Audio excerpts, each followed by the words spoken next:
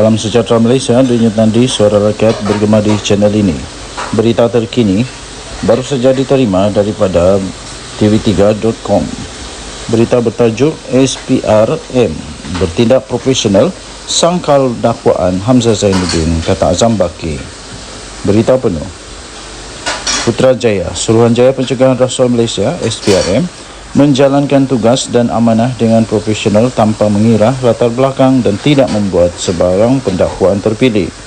Ketua Pesuruhjaya SPRM Tan Sri Azam Baki menyangkal tuduhan Datuk Seri Hamzah Zainuddin yang mendakwa pendakwaan terbaru yang membabitkan anak kepada ketua pembangkang itu sebagai satu siri perancangan pembunuhan karakter politiknya. Beliau berkata, saya tidak bersetuju dengan kenyataan berkenaan daripada Datuk Seri Hamzah Zainuddin kerana tindakan kami iaitu SPRM adalah tindakan yang profesional dan tidak mengira siapa sama ada dalam pihak pegawai kerajaan atau ahli politik, government of the day dan sebagainya, katanya dalam kenyataan itu. Tambah beliau lagi, apabila ada report atau laporan dan kesalahan, kita akan tuduh di mahkamah. Itu saja kerja saya. Saya tidak ada selective prosecution atau pendakwaan terpilih di sini, katanya, yang ditemui selepas beliau melancarkan sebuah buku dengan bertajuk The Sin of Corruption, A Religious Perspective di sini pada hari ini. Datuk Seri Hamzah Zainuddin yang juga adalah Setiausaha Agung Bersatu dan Setiausaha Agung Perikatan Nasional PN sebelum ini menyatakan pendakwaan anaknya itu sebagai taktik lapuk yang didakwa usaha terdesak menutup mulut pengkritik dengan menyasarkan pemimpin PN dan ahli keluarga mereka. Beliau turut mendakwa tindakan itu selepas kerajaan melalui pelbagai agensi telah gagal untuk mencipta naratif, persepsi dan pertuduhan politik ke atas pimpinan Bersatu termasuk beliau. Pada 5 Jun yang lalu, anak lelaki Datuk Seri Hamzah Zainuddin didakwa di Mahkamah Session Kuala Lumpur atas pertuduhan telah menerima rasuah sebanyak RM100,000. Muhammad Faisal, 40 tahun, yang juga adalah ahli perniagaan, telah dituduh menerima wang berkenaan daripada Izmir Abdul Hamid yang didakwa sebagai bayaran untuk Hitek Padu Berhad atau Hitek Padu melantik syarikat Rimba Merpati Sdn Berhad dan syarikat Permai Solution sebagai perunding pemasaran.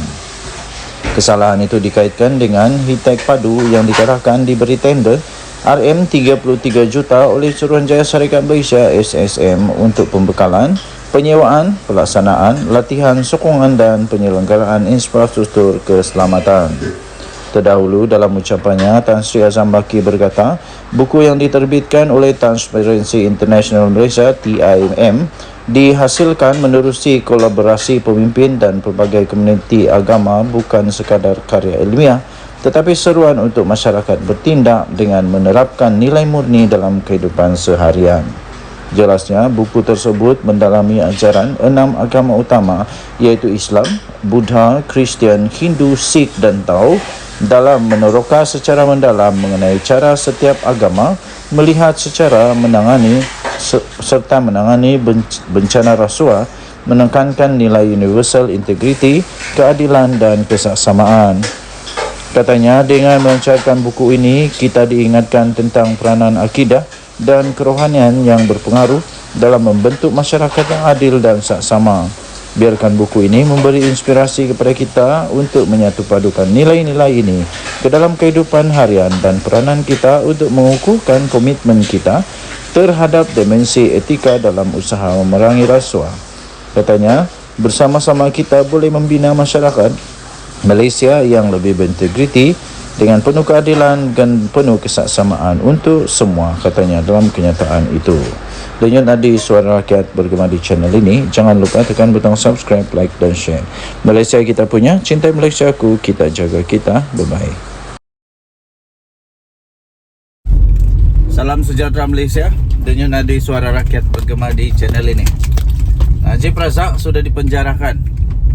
Rosmah Mansur tunggu masa masuk penjara. Tapi Najib Razak punya penjara baru satu. Ada banyak lagi yang dia dalam perbicaraan sekarang, dan banyak lagi yang belum lagi start bicara pun. Jadi sekarang umur Najib Razak berapa tahun umur dia sekarang 69 kah? Katakanlah 69 lah umur dia. Kata sajalah 69 ya. Kalau 69 umur Najib Razak sekarang, katakanlah dia ada kes, banyak lagi kes dia itu. Setiap kes dia, katakanlah dia ada kes lagi 3 lah, lagi 3. Dan setiap kes itu dia kena penjara. Katakan dia kena penjara 5 tahun. 5 kali 3 15 tahun. Tambah cincai-cincai lah 70 tahun, 80 tahun lebih dia di dalam penjara. Oh yo, masih kuatkah Najib untuk jadi Perdana Menteri lagi? Samakah Najib dengan Mahathir? Adakah Najib akan pecahkan rekod Mahathir? Jadi okey, tuan-tuan dan puan, perbahasan pagi ini, pertanyaan kita pada pagi ini ialah, ada harapankah untuk Najib Razak menjadi Perdana Menteri sekali lagi?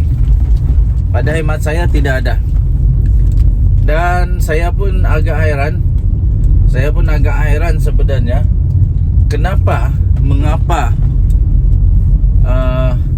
mau sangat Najib Razak.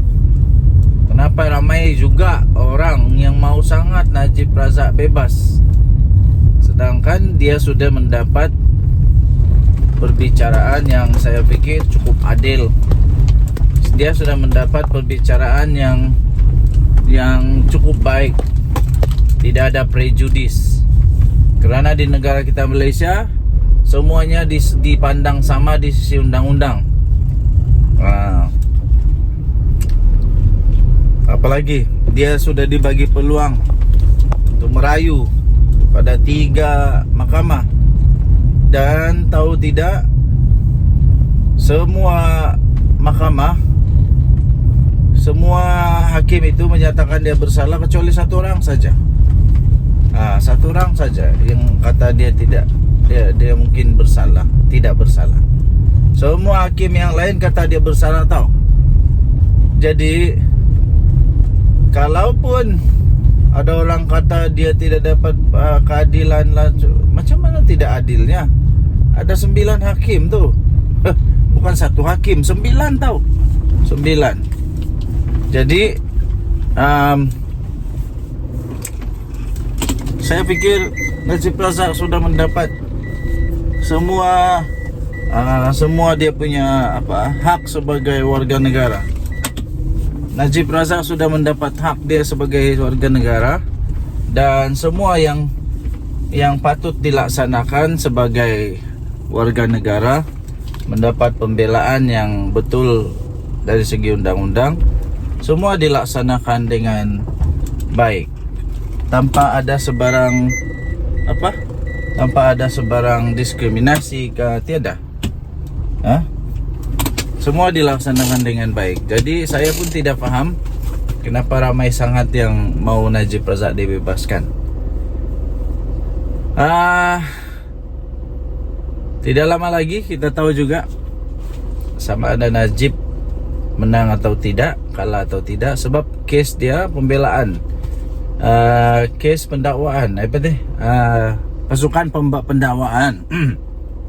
Pasukan pendakwaan memang sudah pun menutup kes, dan sekarang terpulang kepada pasukan pembelaan untuk seterusnya melaksanakan tugas mereka kepada derang punya anak guam inilah, Najib Razak. Denyut nadi suara rakyat bergema di channel ini. Jangan lupa tekan butang subscribe, like dan share. Bye bye.